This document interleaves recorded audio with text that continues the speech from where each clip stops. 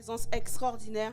J'aimerais qu'on puisse honorer la vie d'un homme exceptionnel, l'apôtre Alain Patrick Tsengue, le fondateur des ministères ACER, le président de la chaîne Évangile TV.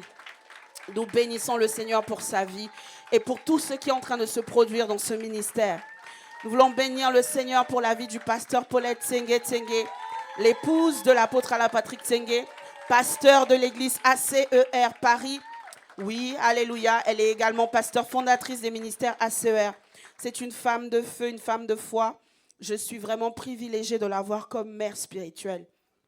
Aidez-moi ce matin, s'il vous plaît, à honorer un homme de parole, un homme de foi, un homme de prière. Il se tient à la brèche pour l'Église. Alléluia. Il prie. Il sait entendre la voix de Dieu. C'est une grâce d'avoir un homme qui sait entendre la voix de Dieu dans la maison. Alléluia. Alléluia. Il est l'ange que Dieu a envoyé pour cette Église. Amen. Et je bénis le Seigneur parce que vraiment, Dieu n'aurait pas pu choisir mieux pour moi. Parce que le Seigneur a placé un homme de foi véritablement à mes côtés. C'est bizarre parce que souvent je me dis que si je m'étais mariée avec quelqu'un d'autre, ma vie ne serait pas comme elle est aujourd'hui. C'est une grâce de l'avoir. Alléluia. Est-ce que tu peux acclamer le Seigneur pour ton voisin, ta voisine qui est là ce matin? Regarde-le et dis-lui, regarde comment tu es magnifique dans la présence de Dieu. Acclame, acclame pour ton voisin. Il y a ton voisin qui a fait un effort ce matin. Les garçons ont fait leur contour. Les filles ont sorti le meilleur outfit, j'espère. Acclame bien pour ton voisin. Ou bien c'est parce que toi, tu n'as pas fait d'effort que tu ne veux pas acclamer. L'endroit où moi, je fais des efforts, c'est dans la maison de Dieu. Ah, je vous assure, quand je pars au marché, je ne pars pas comme ça. Ben oui, c'est dans la maison de Dieu que moi, je fais des efforts. Parce que je sais que je viens pour honorer le roi des rois. Alors acclame le roi des rois encore ce matin. Gloire à Jésus. Tu peux te rasseoir dans la présence de Dieu. Amen. Est-ce que vous êtes prêts à partager la parole? Alléluia. On va prendre directement Luc 17 au verset 11. Luc 17 au verset 11. Pendant qu'elle cherche Luc 17 au verset 11, toi tu notes déjà. Lévitique 13. Ensuite tu notes Exode 19 verset 6. Et après tu notes Apocalypse 1 verset 6. Ensuite tu notes 1 Pierre 2 verset 9. Et enfin, tu notes Matthieu 9, verset 19. Ça va? Il y a quelqu'un qui n'a pas capté? Apocalypse 1, verset 6. 1 Pierre 2, verset 9. Matthieu 9, verset 19. Nous sommes toujours dans le mois d'action de grâce. Oui, qu'est-ce que tu n'as pas noté? Celui avant, Lévitique 13. Et on va commencer par Luc 17 au verset 11. J'espère que vous allez prêcher avec moi parce que vous pouvez entendre que ma voix est fatiguée, n'est-ce pas? Il faudra prêcher avec moi. Vous savez ce que ça signifie, prêcher avec moi? Prêcher avec moi. Terminer mes paroles, si vous voulez. Anticiper. Vous savez, quand vous êtes connecté spirituellement, vous pouvez anticiper sur ce que le prédicateur va dire. Parce que tu es trop connecté. On a reçu le même esprit, n'est-ce pas? Ben oui. Donc la chose que je vais dire en vérité, tu peux l'entendre aussi. Amen. Tu peux anticiper, tu peux réagir à la parole. Je n'ai pas besoin de crier pour que toi, tu reçoives la parole avec joie. Parce que la parole, elle est ce qu'elle est. Et puis en ce moment-là, je n'ai pas très envie de crier comme ça. On va lire la Bible. Ah, mon mari a dit on verra bien. Le Saint-Esprit ne peut pas me faire ça, il sait que j'ai une voix fatiguée là. Non. All right. Tout à l'heure, j'aurais besoin. Elle est où beaucoup de Kitana, Kiara. Si on peut lui donner un micro, s'il vous plaît. Chiara, tu vas chercher certains passages que je vais lire dans la version anglaise. Tu peux... Elle est où, Chiara? Je ne la vois pas. Oh, parfait. OK. Donc, je vais lire Lévitique 17 au verset 11. Toi, tu vas chercher la version King James. S'il te plaît. 17. Qu'est-ce que j'ai dit? Luc 17. Voilà, on va lire. Jésus se rendant à Jérusalem, passait entre la Samarie et la Galilée. Comme il entrait dans un village, 10 lépreux vinrent à sa rencontre, se tenant à distance, et ils élevèrent la voix et dirent: Jésus, Maître, aie pitié de nous. Dès qu'il eut vu, il leur dit: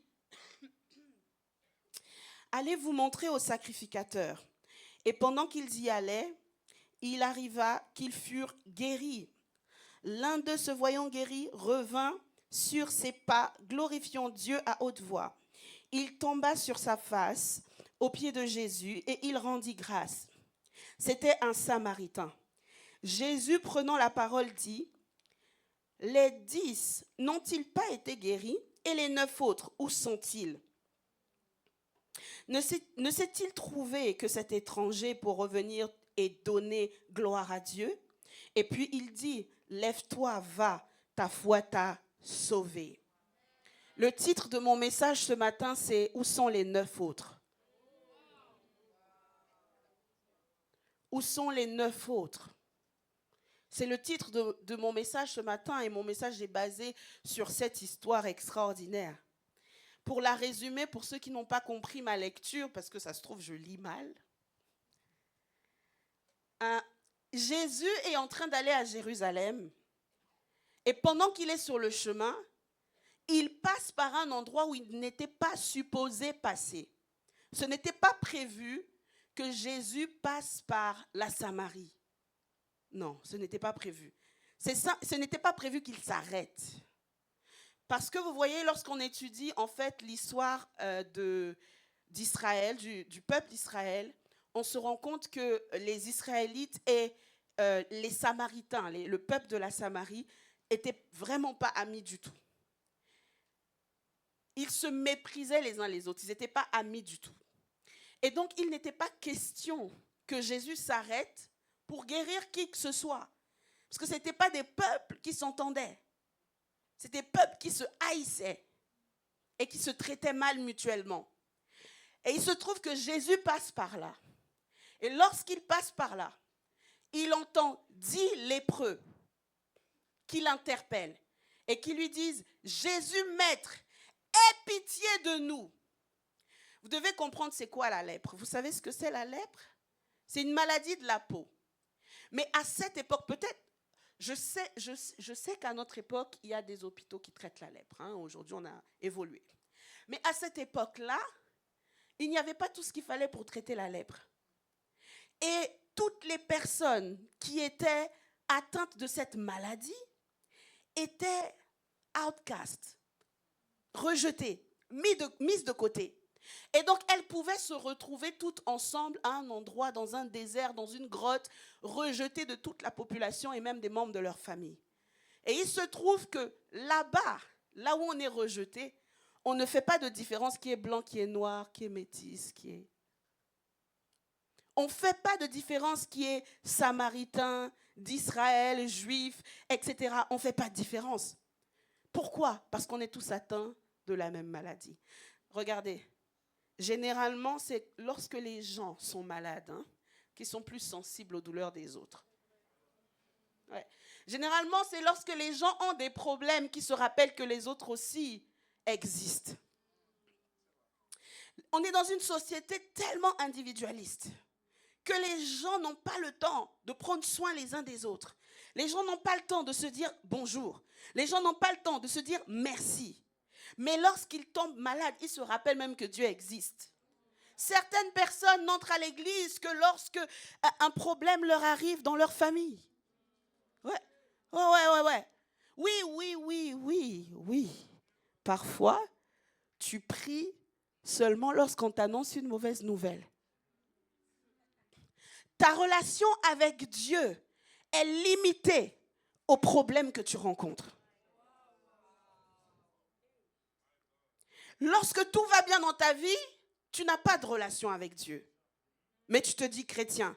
Mais lorsque un problème commence à subvenir dans ta vie, arriver dans ta vie, c'est là que tu te rappelles que tu es chrétien. C'est là que tu te rappelles que tu as un Dieu. C'est là que tu te rappelles, invoque-moi au jour de la détresse et je te répondrai. Beaucoup de chrétiens aiment bien ce verset biblique parce qu'ils ne connaissent pas d'autres versets dans la Bible. Ils connaissent invoque-moi au jour de la détresse et je te répondrai. Pourquoi? Parce qu'ils n'attendent Dieu que lorsque c'est la détresse. Les anges qui voient le visage de Dieu ne voient pas leur visage. Parce qu'ils ne viennent que lorsque c'est le jour de la détresse. J'espère que ce n'est pas toi ce matin.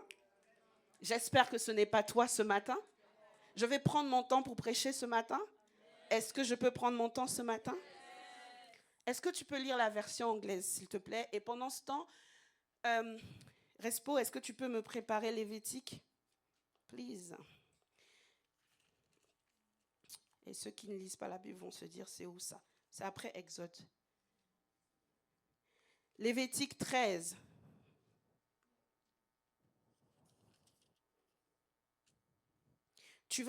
T'as pas besoin, on n'aura pas besoin de tout lire, donc tu pourras t'arrêter quand je m'arrêterai.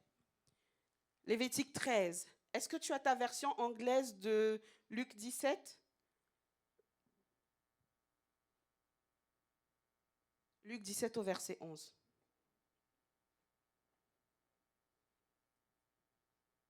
Si c'est pas bon, je vais lire Lévitique et tu me fais signe quand c'est bon. La Bible va nous dire, l'Éternel parla à Moïse et à Aaron et dit, lorsqu'un homme aura sur la peau de son corps une tumeur, une dartre ou une tache blanche qui ressemblera à une plaie de lèpre sur la peau de son corps, on l'amènera au sacrificateur Aaron ou à l'un de ses fils qui sont sacrificateurs. Le sacrificateur examinera la plaie qui est sur la peau du corps. Si le poil de la plaie est devenu blanc et que la plaie paraisse plus profonde, que la peau du corps c'est une plaie de lèpre, le sacrificateur qui aura fait l'examen déclarera cet homme impur. Okay? Donc, si vous lisez tout Lévitique 13, 14, vous allez vous rendre compte qu'effectivement, à cette époque, il y avait cette tradition que lorsque une personne, en fait, était atteinte de la lèpre, on allait voir le sacrificateur pour qu'il examine et confirme si c'est la lèpre ou pas. Quand on confirmait que c'est la lèpre, tu étais outcast. Okay? Et lorsque ta lèpre était sur le point de guérir, tu venais souvent vérifier si tu es sur le point de guérir ou pas pour qu'on t'accepte dans la communauté. Ça va? Ok, ça va, je ne vous perds pas. Je vois vos visages, vous êtes concentrés. Est-ce que tu peux lire maintenant Luc 17 au verset 11? Son micro? Aidez-la peut-être à l'allumer.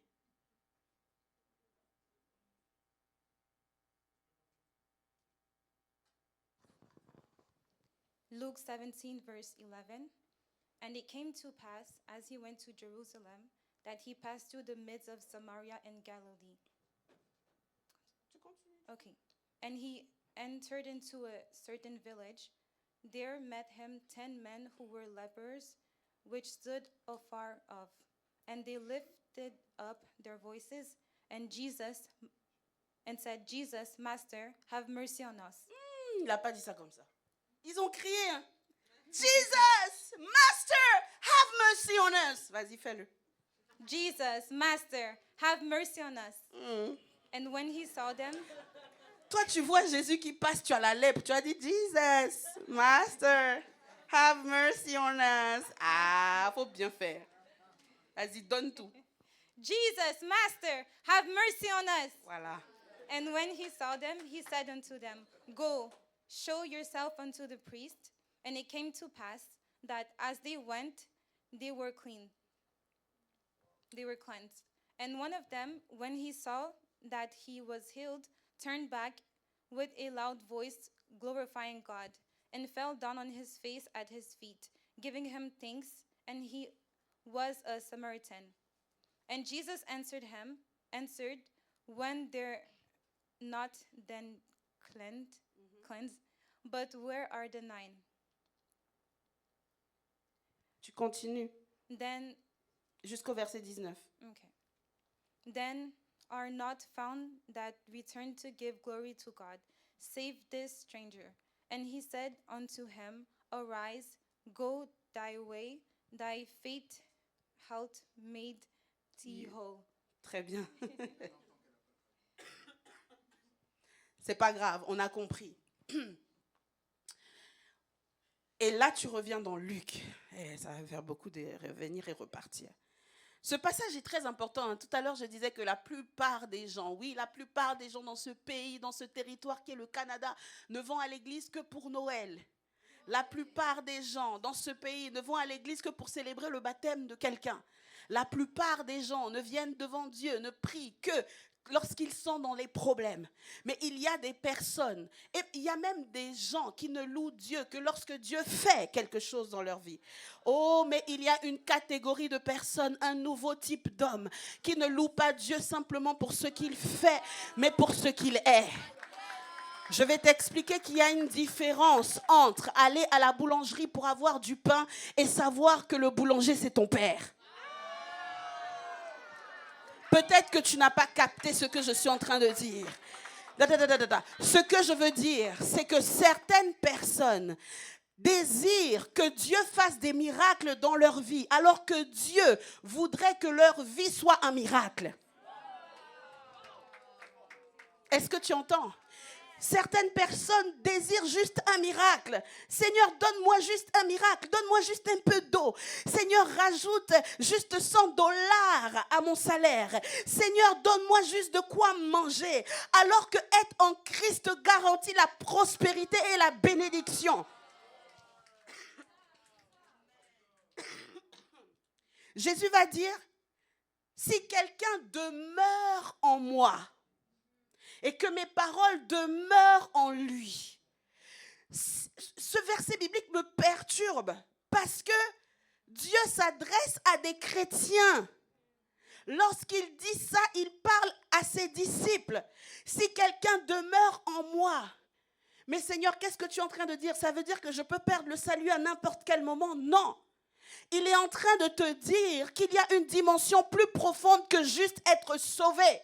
C'est la dimension du demeurer. C'est la dimension du rester. C'est la dimension d'attendre Dieu. C'est la dimension de communier avec Dieu régulièrement. C'est la dimension d'être intime de Dieu. Quelqu'un ne m'entend pas. Il y a une dimension, si une personne demeure et que mes paroles demeurent. Et même là, tu as deux dimensions. Non seulement tu demeures, mais ensuite, oh my God, je vais d'abord avancer. On a un schéma ici. Le schéma est très clair. Ils rencontrent Jésus et ils savent que, oh, c'est Jésus de Nazareth, celui qui accomplit des miracles. Ils savent que Jésus accomplit des miracles. Donc, ils vont vers Jésus pour les miracles qu'il accomplit, non pas pour ce qu'il est.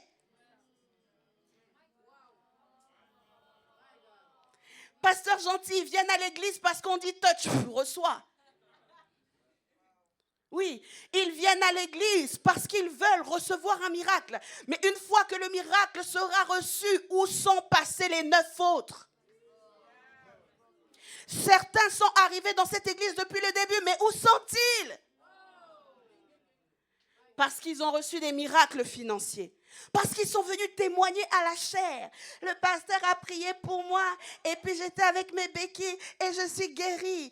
Le pasteur a prié pour moi, je n'avais pas de travail et j'ai eu le travail. Le pasteur a prié pour moi, mes parents m'avaient mis dehors, mais maintenant on est réconciliés. Où êtes-vous?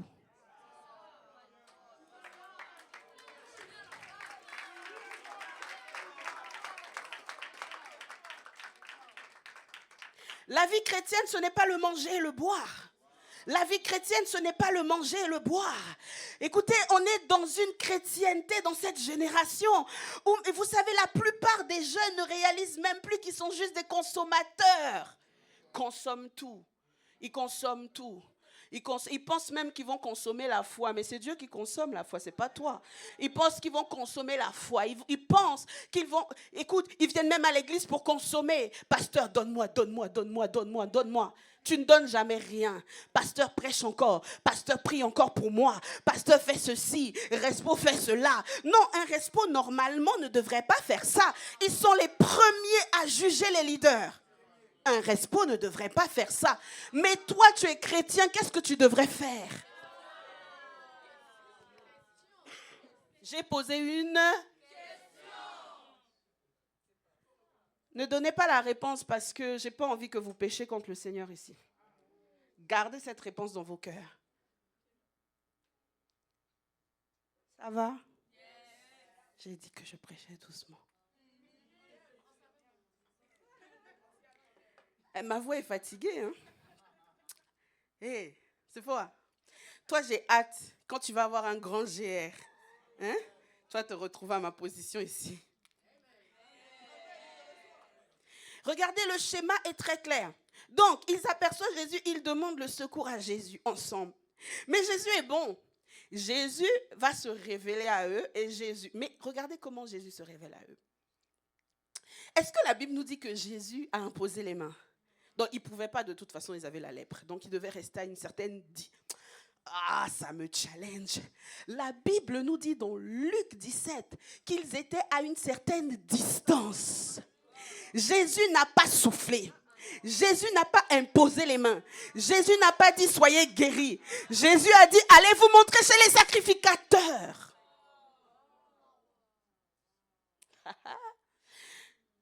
Si vous demeurez en moi et que mes paroles demeurent en vous, qu'est-ce que Jésus leur a donné? Une parole. Jésus leur a donné une instruction. La plupart des chrétiens font des comment dire? Ils font des décisions en début d'année, ils prennent des résolutions. Mais à la fin de l'année, ils ont déjà laissé tomber la résolution de vivre dans une vraie vie chrétienne. Pourquoi? Parce qu'il n'y a pas d'instruction, ils fuient l'instruction. L'instruction ne vient pas pour te caresser, te cajoler. L'instruction sort comme une instruction. C'est un devoir. Il te dit, fais. Et Jésus va dire que si tu demeures et que ces paroles demeurent en toi. Et il faut se poser des vraies questions. D'abord, est-ce que je demeure en Dieu? Est-ce que lorsque les circonstances arrivent, je demeure toujours en Dieu? Est-ce que lorsque je suis béni, je demeure toujours en Dieu? Ah oui, il y a des gens qui s'éloignent de Dieu lorsqu'ils sont bénis. Le Dieu qui m'a donné ma voiture, le Dieu qui m'a donné ma maison, le Dieu qui m'a donné mon foyer, le Dieu qui m'a donné des enfants, le Dieu qui a béni mon entreprise, le Dieu qui m'a. Et vous savez, à force de louer Dieu simplement pour ce qu'il a fait, vous vous éloignez de ce qu'il est et vous perdez l'essence totale de qui est Dieu et de ce qu'il attend de vous, la relation. Ce que Dieu veut, c'est la relation, c'est l'intimité. Ce que Dieu veut, c'est que tous les jours, tu sois capable de te prosterner dans ton intimité là où personne ne te voit. Certains d'entre vous, il y a des rendez-vous divins que vous avez ratés dans votre chambre avec Dieu. Oui, il était là à vous attendre, vous lui avez posé un lapin. Oui, certains d'entre vous, c'est au milieu de la nuit que le Seigneur vous a dit, lève-toi et prie, je t'attends, j'ai besoin de toi. Vous n'avez pas répondu. Mais vous viendrez demander que le pasteur prie. Je ne dis pas que le pasteur ne doit pas prier, c'est pas ça. Je veux vous ramener à une vie chrétienne plus élevée. Une vie spirituelle plus élevée. Une dimension plus grande. Alléluia. Parce qu'il y a plus. Dis à quelqu'un, il y a plus. Il y a plus. Alors, première étape, ils ont demandé le secours à Jésus. On va revenir encore. Luc 11. Jésus se rendant à Jérusalem passait entre la Samarie et la Galilée. Voilà, tu peux passer. Comme il entrait dans un village, 10 lépreux vinrent à sa rencontre. Se tenant à distance, ils élevèrent la voix. Donc, ils ont crié pour se faire entendre et dire, On peut crier ensemble? 1, 2, 3. C'est ce qu'ils ont fait. On continue. Et regardez, dès qu'il les eut vus, il y a une version qui dit, Jésus les a regardés attentivement. Dieu te voit tous les jours. Il te regarde tous les jours. Oui, même quand tu fais tes bêtises, il te voit, il te regarde. Tous les jours, il a un regard qui est posé sur toi. Oh my God, arrête de t'inquiéter. Dieu a le regard sur ton business. Dieu a le regard sur ta famille. Dieu a le regard sur tes études. Dieu te regarde attentivement. Parce qu'il te regarde, il doit parler. Après le regard de Dieu s'ensuit l'instruction. Après le regard de Dieu. Et vous savez quoi? La compassion des hommes ne produit rien. La pitié des hommes ne produit rien dans votre vie. Mais la compassion de Dieu, lorsque Dieu te regarde avec compassion, assurément, il y a une instruction qui va changer ta vie. Il les a regardés. Il y a eu, vous savez, le regard, les yeux sont, la porte de l'âme. Le regard peut transmettre beaucoup de choses. Le regard peut changer déjà beaucoup de choses dans ta compréhension. Il les a regardés attentivement. Il a pris le temps de les regarder attentivement. My God, que Dieu me regarde attentivement. Que Dieu te regarde attentivement ce matin.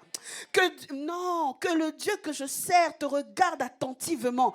Que le Dieu que je sers change les circonstances dans ta vie au nom de Jésus.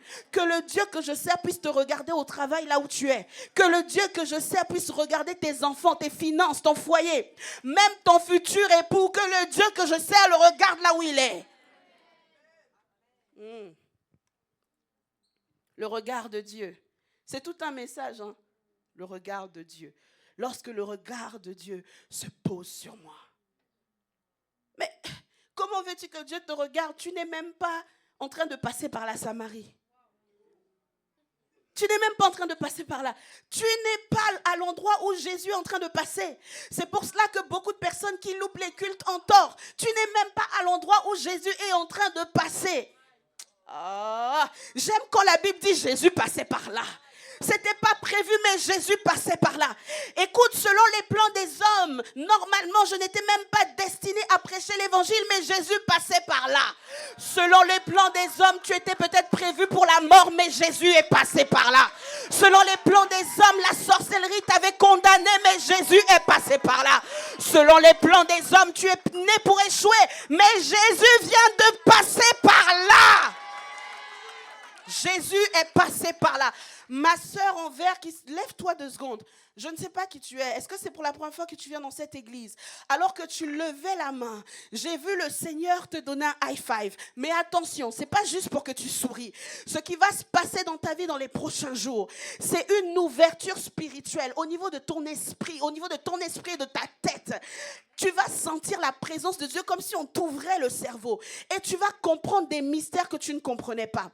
Et Dieu me dit de te dire, tu ne manqueras jamais de rien. Si ta famille a manqué de quoi que ce soit, crois-moi, tu ne seras pas pauvre. Tu ne seras pas pauvre. Tu réussiras dans tout ce que tu entreprendras. Je vois chez toi comme une aspiration à l'entrepreneuriat et à l'investissement. Et Dieu me dit de te dire, fonce ma fille, parce qu'il y a une grâce sur ta vie. Oui, c'est ça. Il y a une grâce sur ta vie pour investir. C'est bizarre, c'est bizarre. Je vois, en fait, j'entends de l'immobilier, j'entends des maisons, j'entends des appartements, j'entends des logements, j'entends des Airbnb. My God, Dieu te fait rentrer dans cette saison où tu possèdes. Dieu te fait rentrer dans cette saison où tu possèdes. Tu ne manqueras de rien. Crois-moi, les personnes qui ont insulté ta famille ne pourront pas t'insulter. Sois béni.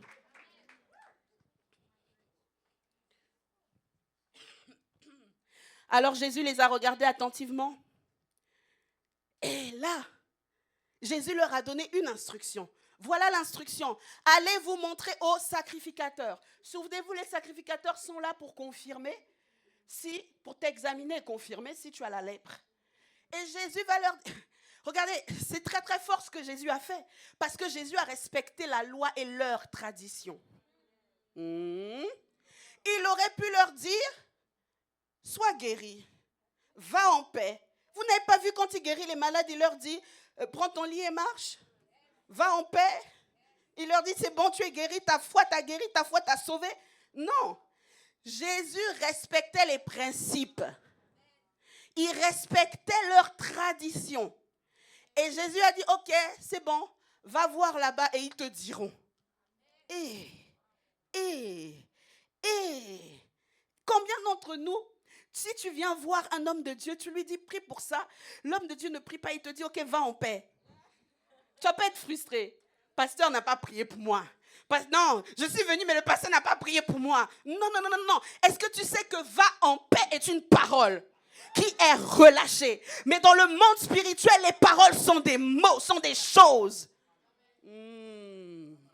Lorsqu'il a dit va en paix, paix est devenue une chose qui t'accompagne.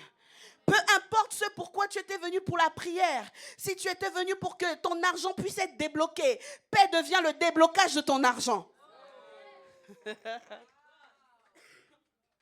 Si tu étais venu pour recevoir la guérison, paix devient ta guérison manifeste. Va en paix. Va en paix. Si vous comprenez la parole d'aujourd'hui, vous n'allez plus vous comporter comme des bébés spirituels. Oui. Et la troisième étape, c'est qu'ils ont fait quoi? Ils ont obéi. Est-ce que vous avez vu un qui a dit, non, fais une prière, invoque le tonnerre, s'il te plaît Jésus. Parce que là, vraiment, ma situation. Écoutez, j'ai un conseil à donner aux responsables. Respo, quand vous parlez avec quelqu'un, vous priez pour la personne, vous lui donnez des conseils et la personne vous répond, non Respo, tu ne comprends pas. Moi, ma situation est spéciale. Laissez tomber. Écourtez la conversation. Parce qu'une personne qui croit que sa situation est spéciale n'a pas la foi. n'a pas la foi. Donc tu peux sortir toutes les révélations que tu veux. Tu es en train de prêcher, tu lui donnes la parole, tu lui donnes le réma pour lui faire sortir, mais il ne s'accroche pas au réma, il s'accroche à ce que le diable lui dit. Mais ta situation est spéciale. Ouais. Si la femme à la perte de sang avait dit oui, non, mais moi, mon cas est trop spécial. Du coup, je ne peux pas me mélanger à la foule. Moi, il faut seulement que j'ai un entretien avec Jésus. Oh, moi, c'est un entretien avec Jésus qui va faire que ma perte de sang va s'arrêter. Elle n'aurait pas reçu sa guérison. Mais elle ne l'a pas considéré ainsi. Elle ne s'est pas sentie comme moi, mon cas est spécial. Elle a dit, mon cas à moi est particulier, mais mon Dieu est plus spécial que mon cas. Un Jésus spécial. Il guérit de toutes les maladies. My God, un Jésus spécial. Lorsqu'il va à un endroit, les malades ne peuvent pas rester. Ils doivent tous être guéris. Mais je prophétise et déclare que c'est ton cas ce matin. Lorsque tu vas à un endroit, les malades doivent être guéris. Quand tu rentres dans un hôpital, l'esprit de mort doit quitter. Est-ce que je parle à quelqu'un ce matin? Cette parole, tu dois la recevoir. Dis, je la reçois. Je serre ta parole contre mon cœur pour ne pas pécher contre toi. Amen. Certains d'entre vous ne savez même pas que j'ai cité un verset biblique. Ce matin, hier matin, avec Pasteur Gentil, on se disait, mais pourquoi ils ne lisent pas la Bible? Pourquoi ils ne lisent pas la Bible? Vraiment, Seigneur, aide-nous qu'ils lisent la Bible. Parce que si vous lisez la Bible, vous aurez moins l'impression qu'on est des charlatans. Mais c'est ça en fait. Si vous lisez plus souvent la Bible que TikTok, vous aurez moins l'impression qu'on est des charlatans. Parce que tout ce qu'on dit est dans la parole.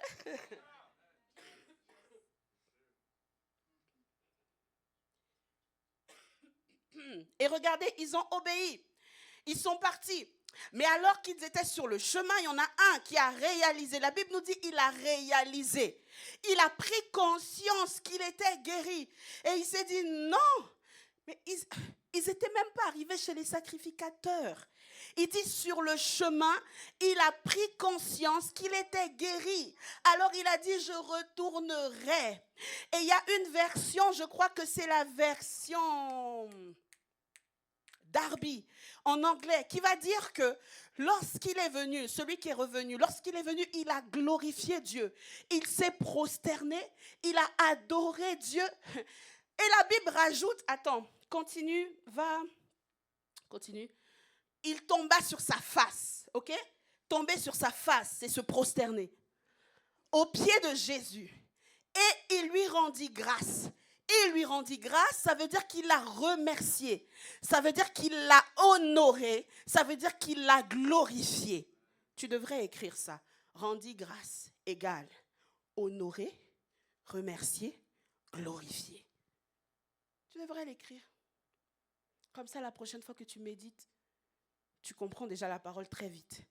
Et regardez ce que la Bible va dire ici. La Bible rajoute quelque chose de très fort. La Bible dit, c'était un Samaritain, point. Si cette déclaration n'était pas importante, elle ne serait pas là. Une phrase toute seule comme ça, c'est comme si je te raconte une histoire et je te dis, oui, donc il est venu et tout, et puis on a parlé, tout ça. C'était un Congolais. Oh, pasteur, qu'est-ce que tu veux dire? C'était un Congolais. Par exemple, bon, ça nous arrive. Je suis congolaise, hein, donc les Congolais ne se sentez pas vexés. Donc quand je pique les Congolais, on se connaît bien. Ça nous arrive parfois de voir des photos de nos frères congolais qui sont habillés de façon très exagérée, extravagante et colorée. Et souvent, quand on regarde, tu ne sais pas qu'il est congolais, mais tu dis, c'est un Congolais. C'est un Congolais. On sait, il est congolais, oui. Et là, on te dit, c'était un Samaritain. Ça veut dire que la Bible même reconnaît que non, l'acte qu'il a posé n'était pas un acte ordinaire pour un gars de son genre. Et tu sais, quand tu veux rendre grâce à Dieu, il faut que tu poses des actions de grâce tellement extravagantes que même le ciel s'arrête pour dire, c'était elle. Hein? Tu viens de poser ton offrande. Les anges s'arrêtent et regardent Dieu le Père, Dieu le Fils et disent, c'est elle. C'est elle qui est en train de faire ça. Oh, je ne sais pas si tu me suis.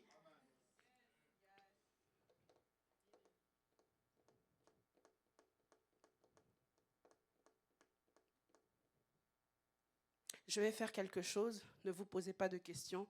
C'est simplement symbolique. Kitana, viens. S'il te plaît, prends toutes tes affaires avec toi. Tu t'assois à côté du pasteur gentil. Ne venez pas me voir, pasteur, pourquoi tu fais ça? C'est symbolique. Vous n'êtes pas obligé de tout comprendre.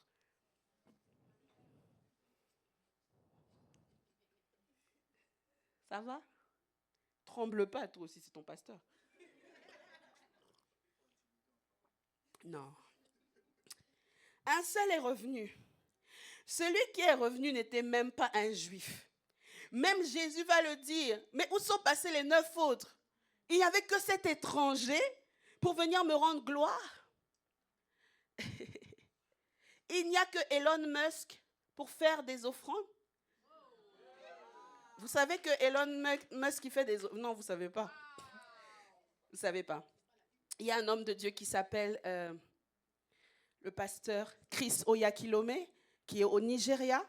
Et Elon Musk est partenaire financier de la Rhapsodie des réalités. C'est des livres que le pasteur Chris produit. Elon Musk est partenaire financier.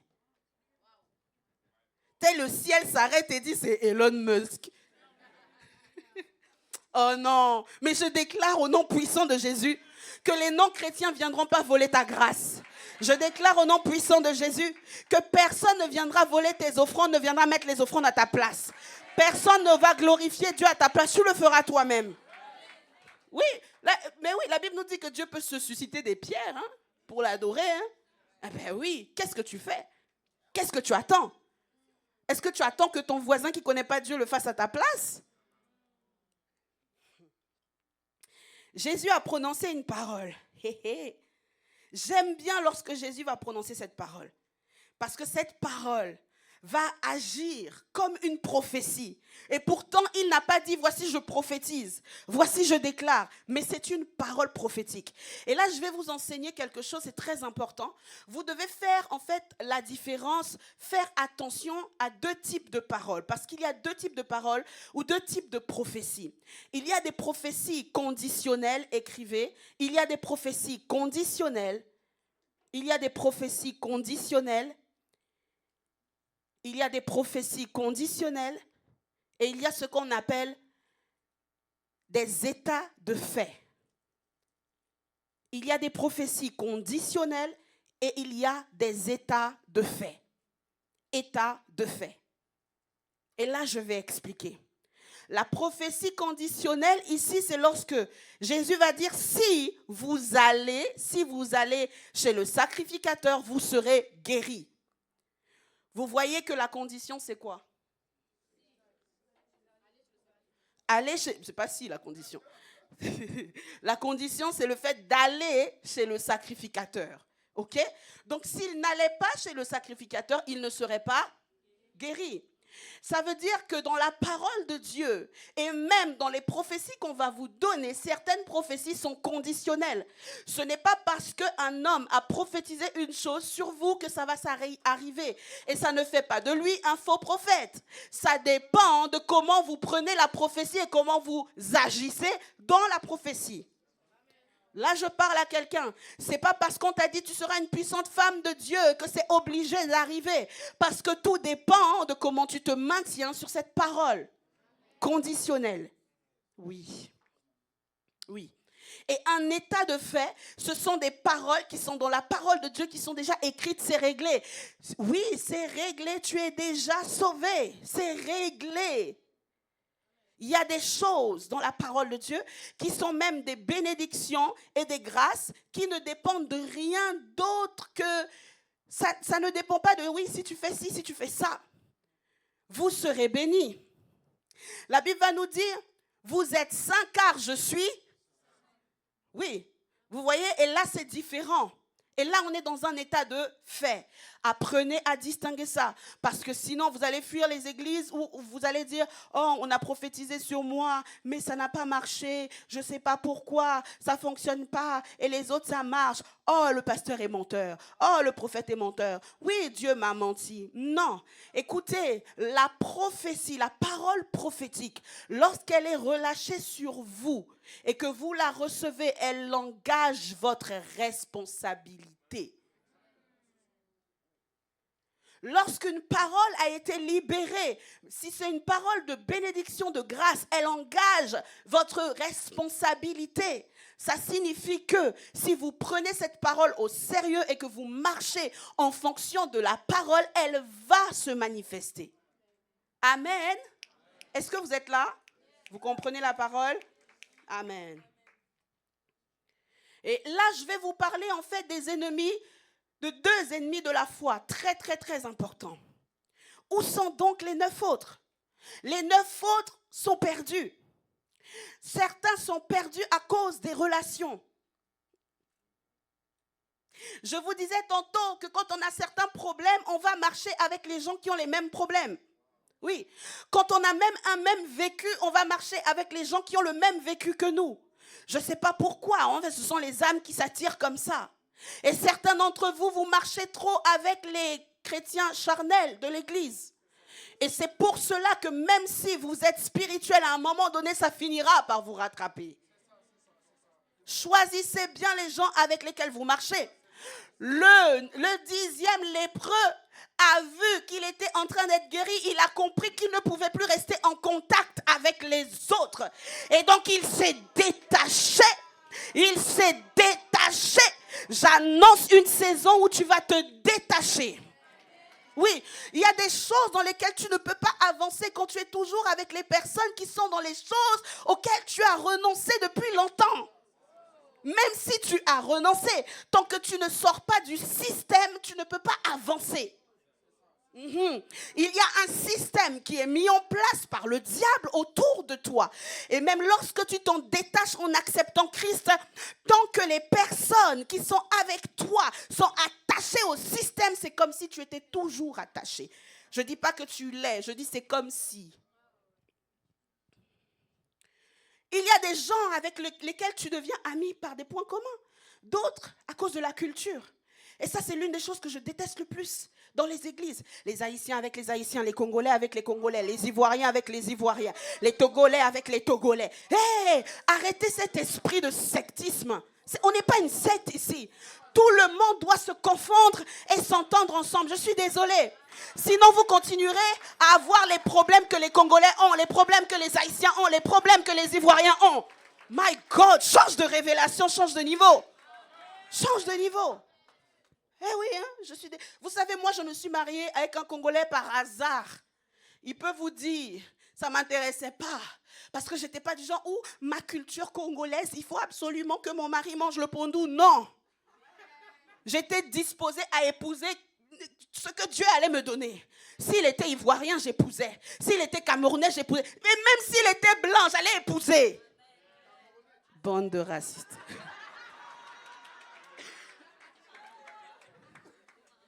Hey, il faut changer cette mentalité. Il n'y a pas de ça dans l'église du Seigneur. Il faut changer ça. Ça, c'est le monde qui nous forme comme ça. Ou quand tu arrives dans une classe, tu repères qui sont les gens de ta culture pour dire je vais m'asseoir avec eux, je vais parler avec eux. Vous savez, Dieu a fait quelque chose d'extraordinaire dans ma vie, dans celle du pasteur Gentil. Hein. Moi, j'étais au Congo. Dieu m'a pris du Congo, m'emmenant en France. Je n'ai pas eu à choisir, j'étais un enfant. J'arrive en France, j'arrive dans une école que des Français, que des Blancs. Un Algérien ici, un Congolais par là, un Antillais là. Sinon, c'est tout que des Blancs. Donc, je me suis intégrée. Et après, Dieu a fait bien de m'enlever de là-bas pour m'emmener au Canada. Qu'est-ce que je connais, moi, du Canada?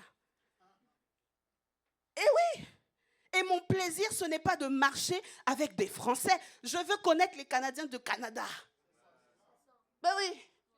Moi, j'ai été envoyée pour les nations. Je n'ai pas été envoyée pour les Congolais. Je suis désolée. Sinon, Dieu m'aurait laissé au Congo là-bas pour m'occuper du Congo. Non. Non. Tu comprends? Donc, je ne veux pas voir une église où les Congolais entre Congolais. Les Congolais sont devenus les brebis préférées du pasteur. Ce n'est pas ici. Ce n'est pas ici. Dis à quelqu'un, ce n'est pas ici. Hey.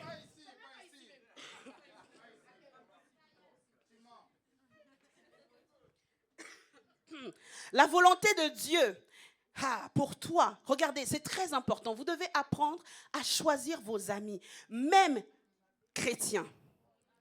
Choisissez bien vos amis. Et je vais vous donner ici quatre, on va dire clés, 4 éléments pour vous aider à choisir vos amis. Premièrement, l'appel. L'appel, ou je dirais la destinée. Quand vous regardez quelqu'un, vous pouvez deviner sa destinée. Vous pouvez voir, vous pouvez percevoir sa destinée. Hey, chataraba, soukapaya. Je vous assure, la première fois que j'ai su que mon mari allait devenir mon mari, la première chose que j'ai vue là, c'était l'étoile. Ah ouais? Ah ouais? Je me suis dit, j'ai une belle destinée, il a une belle destinée, on va faire de belles choses. Oui. Oui. Ça, c'est un message pour vous, les charnels. Vous cherchez toujours le BBL. Cherchez le BBL dans l'église. La sœur a le BBL. Le BBL naturel, le BBL surnaturel. La sœur a le BBL. Pasteur, je veux épouser la sœur, elle a le BBL. Feu sur toi. Pasteur Gentil, il faut revenir. Ah ouais. Le deuxième élément auquel tu dois faire attention, c'est la grâce. La grâce. La grâce. La grâce, c'est quoi? La grâce, c'est comme l'aura d'une personne. C'est l'onction. Tu vois? C'est ce que la personne dégage. Hein? En fonction de là où tu vas dans la vie. Écoute-moi bien, les pigeons ne volent pas avec des aigles. Et les chiens, ils ne marchent pas, les tigres ne marchent pas avec les chiens. Ah, c'est quoi la destinée que tu as choisie? C'est quoi le chemin que tu choisis? Choisis bien, choisis bien. Pourquoi? Parce qu'en réalité, tu ressembles aux 5 personnes qui t'entourent. Oui, tu peux te battre de toutes tes forces, mais le système qu'il y a autour de certaines personnes peut impacter ta vie. Le système. Et il y a certains chrétiens, il y a encore un système mondain. Et quand tu es tout le temps assis à côté d'eux, ils ne veulent pas changer. Ils vont finir par impacter ta vie d'une manière ou d'une autre. Choisis bien.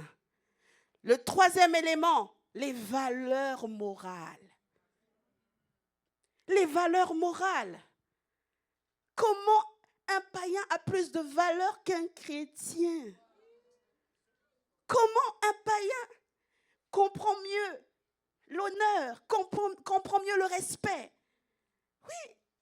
Comment un non-chrétien comprend mieux ces choses que toi qui as reçu la parole? Tu as tout là-dedans pour t'instruire et te conduire sur le chemin de ta destinée. Mais tu es attaché aux fables, aux traditions du monde, aux habitudes, aux coutumes. Que Jésus te délivre ce matin. Et le dernier élément, c'est la révélation. La révélation. Choisis tes amis en fonction de la révélation qu'ils ont de Jésus. Oui. Certains ont la révélation comme quoi Jésus donne des maladies pour manifester sa gloire. Ce n'est pas la révélation que moi j'ai. Moi, j'ai la révélation que Jésus dit, Dieu dit dans sa parole, bien-aimé, je désire que tu prospères et que tu sois en bonne santé comme prospère l'état de ton âme. Marche avec des gens en fonction de la révélation. Pourquoi? Parce que tu seras limité aux limites qu'ils ont. Tu seras limité aux limites, aux choses qui les limitent. Tu seras limité. Alors que si tu as autour de toi des personnes qui ont une révélation plus grande, ça va te pousser à grandir. C'est pour cela, au lieu de fuir ton responsable, s'il te plaît, essaye de passer du temps avec lui. Ton responsable passe du temps avec Pasteur Gentil. Ton responsable que tu vois là, il passe du temps avec Pasteur Gentil. Oui. Passe du temps avec ton responsable, tu verras qu'il a reçu une grâce qu'il peut aussi te communiquer. Oui. Bien sûr. Mais ce qu'on dit là, on dit ça au respo aussi. Hein. Les respos qui fuient souvent la maison là. Il y en a. Ils fuient souvent la maison là. Tu ne peux pas fuir ton leader. Tu ne peux pas fuir ton leader. Tu es toujours occupé, tout occupé. Ne t'inquiète pas, le jour arrive où il y aura 1000 membres dans cette église. À ce moment-là, tu verras qui est occupé. Le Samaritain a réalisé qu'il était guéri à cause de cela. Il s'est séparé de ses compagnons pour rendre gloire à Dieu. Il s'est séparé. Et la dernière chose que je vais aborder avec vous ce matin, est-ce que ça va? Ça descend? Ok. Où sont les 9 autres? Les 9 autres sont perdus dans les traditions. N'ont-ils pas reçu la guérison? Si. Et je parle à l'église. N'ont-ils pas été sauvés? Si. Ils sont perdus dans les traditions. Dès que quelque chose de différent vient bousculer leur niveau de révélation, ils disent « je quitte l'église ». Parce qu'ils sont dans des traditions. Mais Dieu n'est pas dans la tradition. La tradition était d'aller voir le sacrificateur, n'est-ce pas? Qui te déclarait si tu étais pur ou impur. Jésus a respecté cela parce qu'il voulait respecter la loi. Mais Jésus, dans sa parole, est arrivé avec des paroles révolutionnaires. Les pradazu kapaya satakaba. Celui qui est venu rendre gloire à Dieu a brisé un protocole, le protocole de la tradition. Il l'a brisé par la gratitude. Mais la gratitude est une démonstration de ta foi. La gratitude est une démonstration de ta foi. Tu ne peux pas dire Amen sans rendre grâce, par tes actions de grâce, par tes offrandes. Tu ne dois pas. Tu ne dois pas. Tu ne dois pas passer ton temps à dire oui, prêche pasteur, prêche pasteur. Tu ne poses pas d'acte parce que ta gratitude est la démonstration de ta foi. Tu n'es pas dans la gratitude, tu n'as pas la foi. Tu crois en Dieu, mais tu n'as pas la foi. La foi, c'est autre chose. La foi, ce n'est pas la croyance. La foi, ce n'est pas l'agrément intellectuel. La foi est une action. Oui. La foi est une action. La foi se démontre. Quand tu as honte de l'évangile et que tu es incapable de prêcher l'évangile à l'extérieur, la foi se démontre. Cet homme, lorsqu'il est revenu, la Bible nous dit, dans la version Darby, qu'il est revenu en criant. Il a parlé de sorte que tout le monde qui l'avait vu l'entende. Quel lépreux qui a été mis de côté par sa famille et sa communauté, guéri, va revenir en silence. Lorsque vous êtes silencieux sur le fait que Jésus vous a sauvé, vous n'êtes pas en train de démontrer la foi, vous êtes en train de petit à petit tuer votre foi. L'évangélisation nourrit la foi. Oui, à chaque fois que je témoigne de Jésus, je nourris ma foi. À chaque fois que je parle de ce que Christ a fait, je nourris ma foi. Quelle femme malade pendant 12 ans est guérie par Jésus ne va pas aller dire que Jésus l'a guérie. Quelle femme qui était prostituée, qui a été rendue libre ne va pas aller dire Jésus m'a fait sortir de la prostitution. Peut-être que Jésus n'a rien fait encore dans ta vie. Ton silence dans le monde spirituel crie. Ton silence crie. Les actes que tu ne poses pas manquent. Et c'est ce qui fait que ta foi n'a pas de substance. Elle n'est pas solide, elle n'est pas ferme. Tu deviens chrétien, au bout d'un an, tu n'es plus chrétien. Parce que ta foi n'est pas solide, ancrée sur le roche de ton salut, sur le rocher.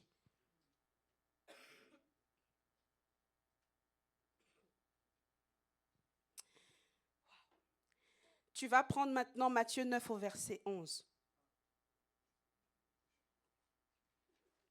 Je fais tout pour finir.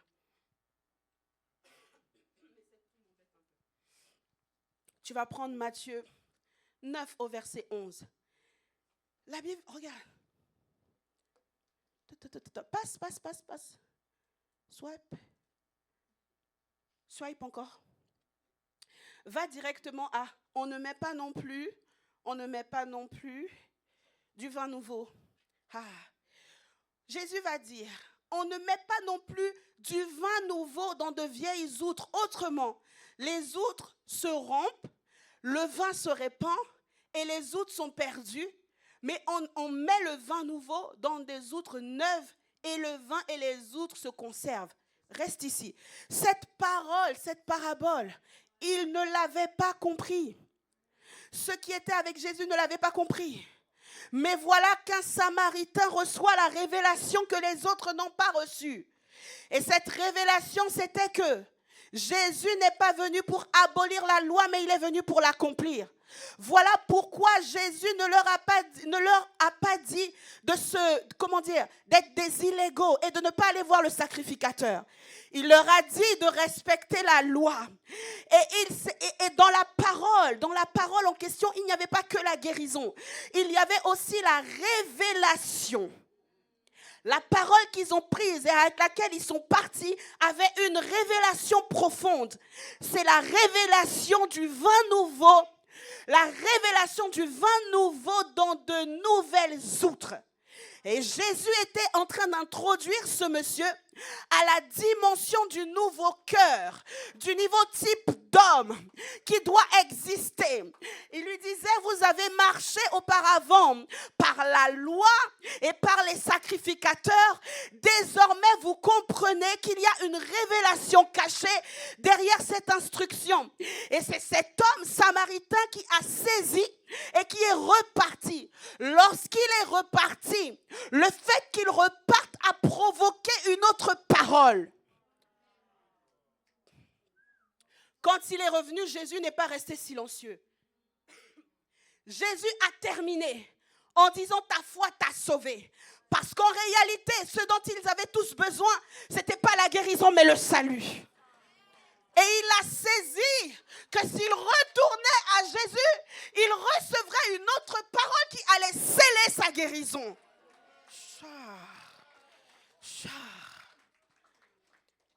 Ici, le vin nouveau, c'est l'effusion du Saint-Esprit. Les outres neuves, c'est ce cœur nouveau que tu as.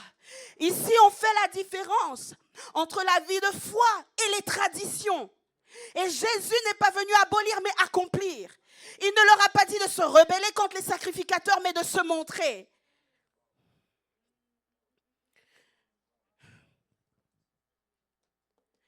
Il a brisé le protocole. Exode 19, verset 6. Il y a une prophétie qui a été libérée en Exode et qui va s'accomplir par la suite. Et vous allez comprendre que la révélation est claire, elle donne de l'intelligence. La Bible va dire, vous serez pour moi un royaume de sacrificateurs. Serez, c'est au futur. Vous serez pour moi un royaume de sacrificateurs et une nation sainte. Maintenant, tu vas aller directement à Apocalypse 1 au verset 6. Apocalypse 1 au verset 6. La Bible va dire, et qui a fait? Fait, ça veut dire que c'est dans le passé, qui a fait de nous un royaume des sacrificateurs.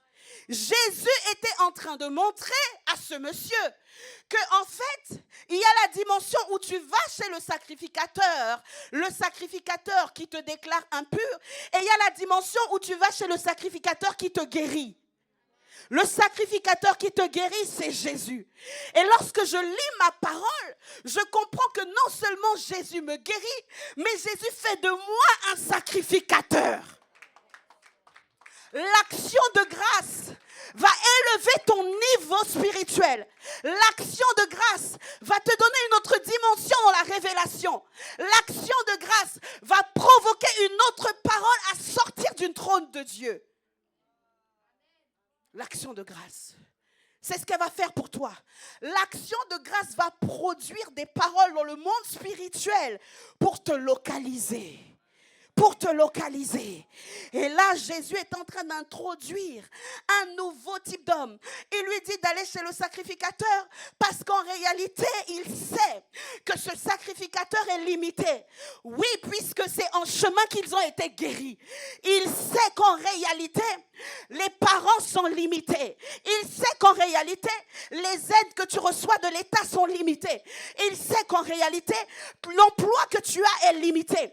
Il sait qu'en réalité, ton business est limité. Il sait qu'en réalité, tes relations sont limitées. Mais il te dit, connecte-toi au Dieu qui est illimité. Connecte-toi. Il te dit, détache-toi de tes traditions et entre dans la révélation. Détache-toi de ces traditions et entre dans la dimension de révélation. Je vais juste prendre un dernier passage, on a fini, qui est très important. 1 Pierre 2, verset 9. My God, quand la Bible parle comme ça de moi, je n'arrive pas à me contenir. Les chantes, vous pouvez vous déplacer. Quand la Bible parle comme ça de moi, je n'arrive pas à contenir ma joie. C'est pour ça que ma louange, mon adoration, mes offrandes ne peuvent pas être limitées. Parce que j'ai un Dieu illimité. Et ce Dieu illimité m'a transformé. C'est pour cela que je continuerai à prêcher l'évangile tant que je vivrai, tant que je respire, tant que je tiens debout. Vous m'entendrez prêcher jusqu'à ce que j'ai 90 ans. Je serai accroché à une chaire en train de prêcher. Parce que la Bible va dire,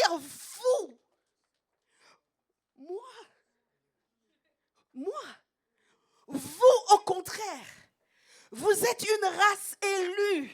Moi, toi, une race élue, un sacerdoce royal, une nation sainte, un peuple acquis, afin que vous annonciez les vertus de celui qui vous a appelé des ténèbres à son admirable lumière.